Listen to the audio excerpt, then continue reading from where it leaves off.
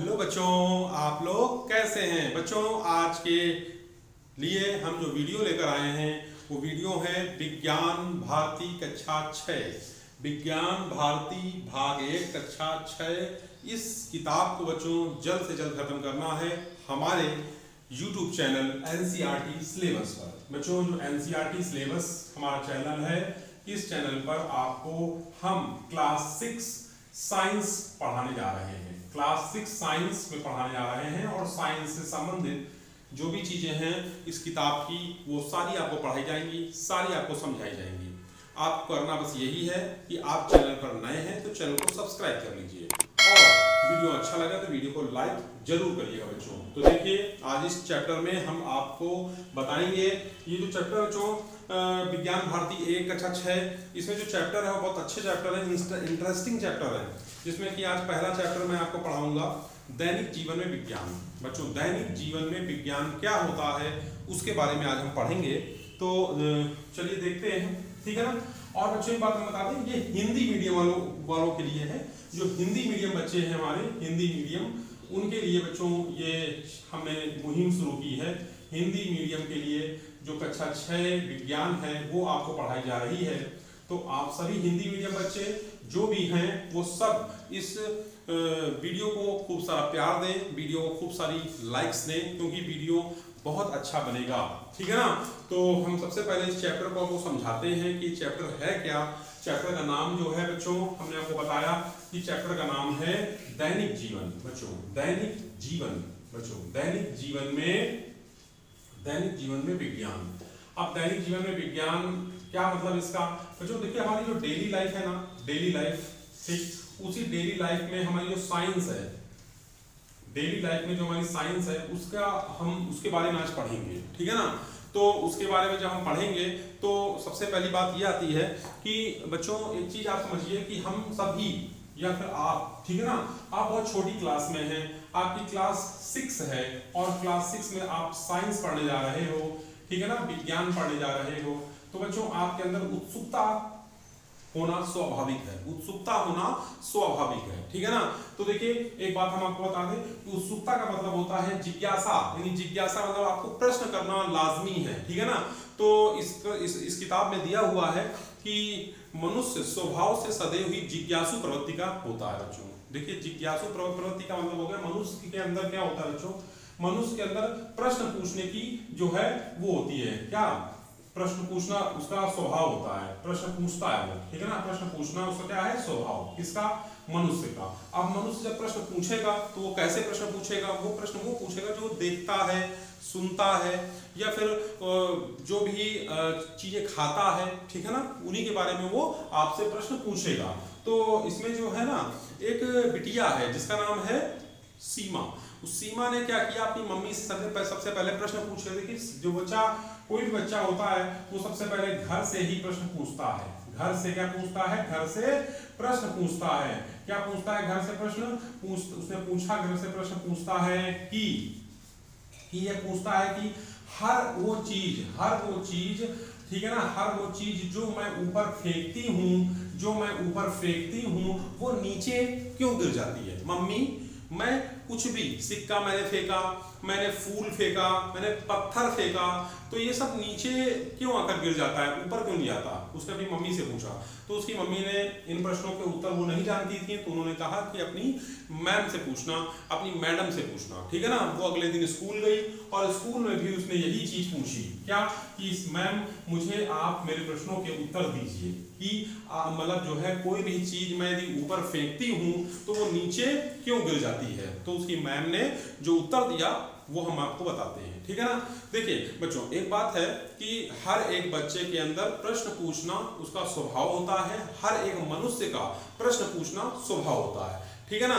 तो उसने पूछा तो उसकी मैम ने उत्तर दिया कि कोई भी चीज हम जो ऊपर फेंकते हैं वो सारी की सारी चीजें वैज्ञानिक दृष्टिकोण से देखी जाती हैं, ठीक है ना, वैज्ञानिक दृष्टिकोण से देखी जाती हैं। इसका मतलब ये हुआ कि विज्ञान उसके पीछे होता है। उसके पीछे क्या होता है? विज्ञान। हर एक वो चीज के पीछे विज्ञान होता है जो हमारे अंदर से जिज्ञासा उठती है, हमारे दैनिक जीवन में जो चीजें हम इस्तेमाल करते हैं बच्चों, ठीक है ना। तो उसने पूछा तो उसकी मैम ने कहा कि जो है क्या होता है कि हम जब कोई भी चीज ऊपर फेंकते हैं तो वो पृथ्वी जो होती है ना, अर्थ, उसको अपनी तरफ खींचती है, अपनी तरफ खींचती है। और इसको सबसे पहले जो भी बताया वो एक वैज्ञानिक थे, उनका नाम था सर आइजैक न्यूटन, ठीक है ना, sir Isaac Newton.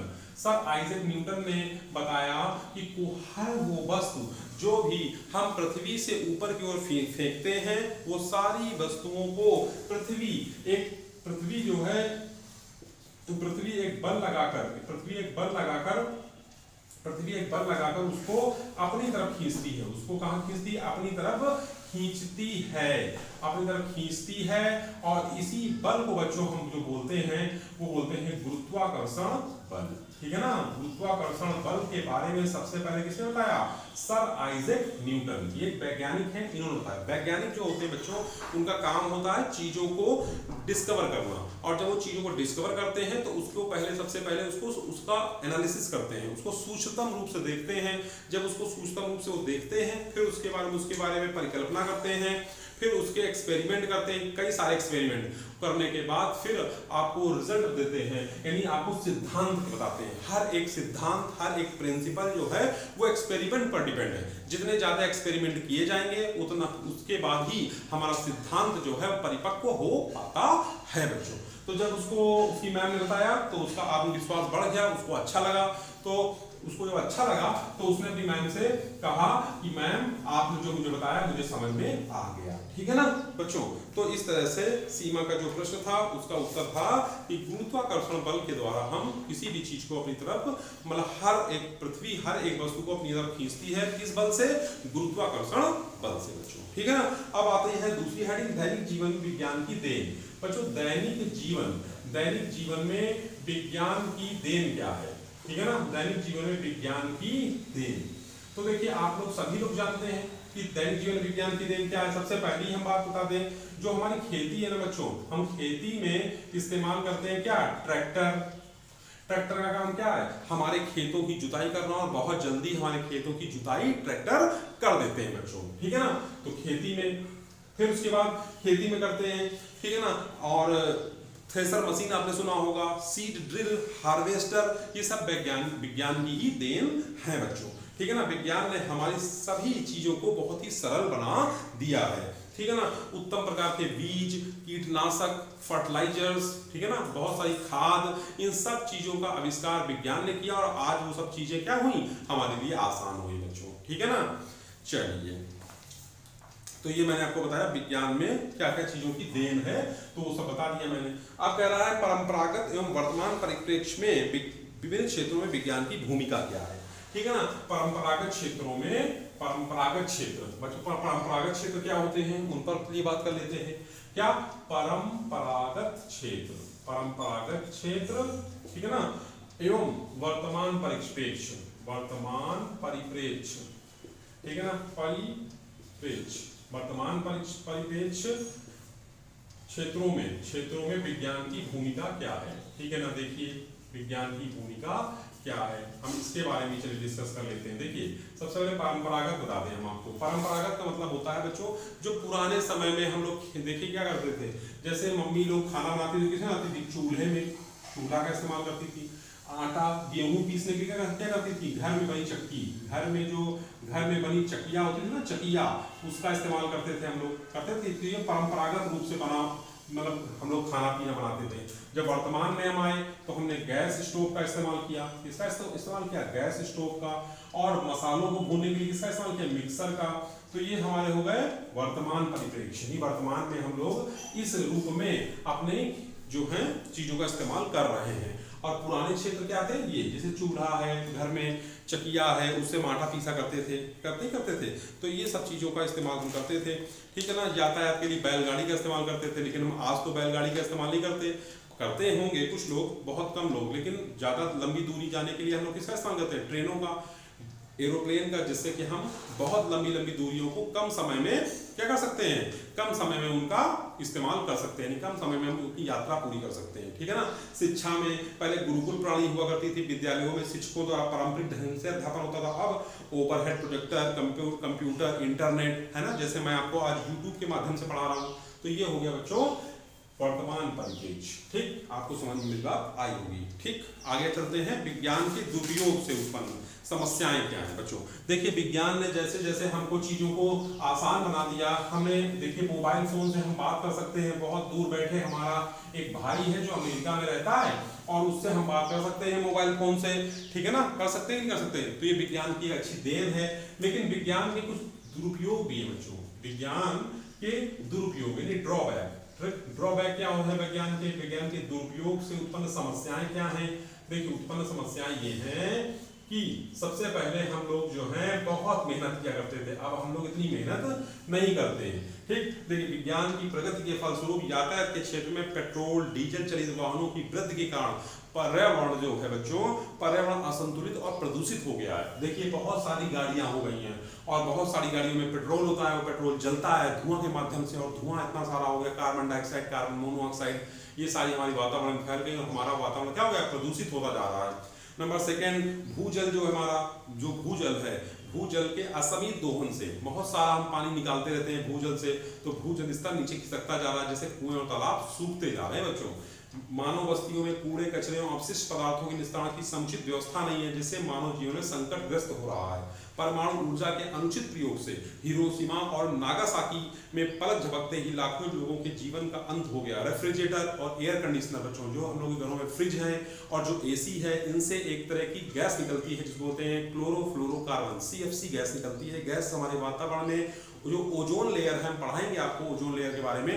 Ozone layer में ये क्या करती है, होल करती है, जैसे होल होने के बाद हमारी जो सूर्य की जो रोशनी छन कर आती है, उस ओजोन लेयर की छन्नी से, वो ओजोन लेयर की छन्नी से छन कर नहीं आएगी। जब होल हो जाएंगे तो यूवी रेज, अल्ट्रावायलेट रेज हमारी सीधे के सीधे कहाँ आएंगी, हमारे ऊपर पड़ेंगी, जिससे हमें कैंसर और बहुत तरह की बीमारियां हो सकती हैं। तो ये हमारे विज्ञान के दुरुपयोग है बच्चों, हमने आपको समझाया और मैं जानता हूँ कि आपको समझ में आया होगा। अब बच्चों वैज्ञानिक खोजों में भारतीय और विदेशी वैज्ञानिकों का योगदान क्या है।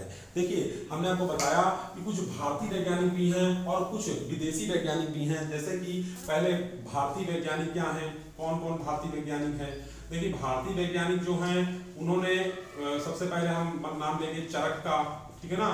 नंबर सेकंड है, पहले है चरक, दूसरे हैं हमारे कौन, सुश्रुत, ठीक है ना। ये हमारे क्या हैं, सबसे पहले शल्य चिकित्सक हैं। शल्य चिकित्सक का मतलब हो गया कि इन्होंने सबसे पहले सर्जरी करना हमको सिखाया कि सर्जरी कैसे की जाती है, यानी कि जैसे हमारे किसी पैर में चोट लग गई तो उसका ऑपरेशन सबसे पहले इन्होंने किया था भारत में, ठीक है ना। भारत में या फिर पूरी दुनिया में सुश्रुत जो हमारे वैज्ञानिक हैं, इन्होंने सबसे पहले शल्य चिकित्सा के बारे में इनको बताया था। फिर चरक जो हैं, इन्होंने जड़ी बूटियों के बारे में बताया था, ठीक है ना। जड़ी बूटियां जो हमारी हैं, जैसे कि आप लोग जानते हैं गिलोय है, ठीक है ना। आप लोग जानते हैं हरड़ हो गई, ये सब गैस प्रॉब्लम को दूर करने के लिए हरड़ का इस्तेमाल करते हैं।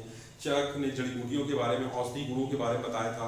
नंबर 3 से आर्यभट्ट हो गए, ये हमारे भारतीय वैज्ञानिक है बच्चों, ठीक है ना। आपको पता होना चाहिए कि हमारे भारतीय वैज्ञानिकों ने भी बहुत अच्छा काम किया है, जिन्होंने पाई के मान बताया, पाई का मान, ठीक है ना, पाई का मान बताया। ये भी हम आपको पढ़ाएंगे आगे। एक श्रीधराचार्य थे, श्रीधराचार्य ने पाइथागोरस थ्योरम बताई बच्चों, जिसका मतलब है वर्ग समीकरण का हल देने वाला, वर्ग समीकरण का हल देने वाले पहले मतलब गणितज्ञ थे। पहले क्या थे, गणितज्ञ, हल देने वाले पहले गणितज्ञ थे बच्चों। तो आप ये समझ लीजिए हमारे जो भारतीय वैज्ञानिक थे, इन्होंने बड़ा अच्छा काम किया, ठीक है ना। तो आधुनिक वैज्ञानिकों खोजों में भारतीयों एवं अन्य देशों के वैज्ञानिकों के बारे में भी बता सकते हैं हम लोग, ठीक है ना। तो जैसे कि हमने आपको बताया जगदीश चंद्र बोस, तो जगदीश चंद्र बोस एक वैज्ञानिक थे जिन्होंने, जो भारतीय वैज्ञानिक थे, इन्होंने पौधों की संवेदनशीलता के बारे में बताया बच्चों, मतलब पौधों में भी जीवन होता है, इन्होंने सबसे पहले बताया। किसने, जगदीश चंद्र बोस ने। सीवी रमन ने प्रकाश के प्रकीर्णन के बारे में बताया। फिर डॉक्टर जानकी अम्माल, इन्होंने साइटोजेनेटिक्स के बारे में बताया। एस.एन. बोस, इन्होंने क्वांटम मैकेनिक्स के बारे में बताया। मेघनाथ साहा, तापी आयनीकरण के, ये सब अभी आप पढ़ लीजिए फिलहाल, ठीक है ना। लेकिन ये सब बड़ी क्लासों में जब आप पहुंचोगे, साइंस में ही ये सब कुछ है, ठीक है ना। और विदेशी वैज्ञानिकों के बारे में बताया, जैसे एडवर्ड जेनर ने रोगों से रक्षा हेतु वैक्सीन बनाई, जैसे अभी कोरोना वैक्सीन बनी थी ना, ऐसे ही इन्होंने बीमारियों से लड़ने वाली वैक्सीन बनाई। अलेक्जेंडर फ्लेमिंग है, इन्होंने पेनिसिलिन बनाया। मैडम मैरी क्यूरी है, इन्होंने रेडियम पोलोनियम बनाया, ठीक है ना। अल्बर्ट आइंस्टीन के नाम सुना होगा आपने, फोटो इलेक्ट्रिक इफेक्ट के बारे में। जॉन लोगी बेयर्ड ने टेलीविजन के बारे में बताया, टीवी के बारे में, टीवी जो हम टेलीविजन पर देखते हैं, ठीक है ना। तो कहने का मतलब है कि ये सारी की सारी चीजें आपको समझ में आई होंगी। फिर भारतीय और विदेशी वैज्ञानिकों में जिन्हें नोबेल पुरस्कार से सम्मानित किया गया वो है C V Raman, Hargobind Khorana, Subrahmanyan Chandrasekhar, Albert Einstein, madam Curie, Alexander Fleming. इनको जो है भारतीय एवं विदेशी वैज्ञानिक हैं जिन्हें नोबेल पुरस्कार से सम्मानित किया गया। बच्चों सबसे अच्छा और सबसे सम्मानित पुरस्कार होता है नोबेल पुरस्कार। बच्चों नोबेल पुरस्कार हमारा जो है ये विदेश में दिया जाता है, ठीक है ना। और दूसरा हमारी जो भारतीय अंतरिक्ष अनुसंधान संस्थान है जहाँ से सैटेलाइट भेजे जाते हैं उसका नाम है इसरो। आपको इसरो के बारे में पता होना चाहिए, ठीक है ना। इसरो जैसे इंडियन स्पेस रिसर्च ऑर्गेनाइजेशन बोलते हैं इसरो, ठीक है ना। इसके बारे में भी आपको समझ में आना चाहिए। जैसे इंडियन भारतीय अनुसंधान, इसको बोलते हैं भारतीय और भारतीय अंतरिक्ष और अनुसंधान, भारतीय अंतरिक्ष अनुसंधान और क्या है संस्थान है। ये कहाँ पर है? बेंगलोर में, बेंगलुरु में ये आपका उपस्थित है बच्चों, ठीक है ना। बेंगलुरु यहाँ पर ये आपका है। और यहाँ पर जो है कृत्रिम उपग्रह जो है भेजे जाते हैं और इन कृत्रिम उपग्रहों के माध्यम से दूरसंचार, मौसम विभाग के बारे में जानकारी प्राप्त की जाती है। तो बच्चों ये जो चैप्टर था आज विज्ञान का पार्ट 1 आपको समझ में आया होगा। कल हम इसकी एक्सरसाइज लेकर आएंगे, कल इसकी एक्सरसाइज हम आपको कराएंगे। वीडियो कैसा लगा जरूर बताइएगा। जय हिंद, जय भारत।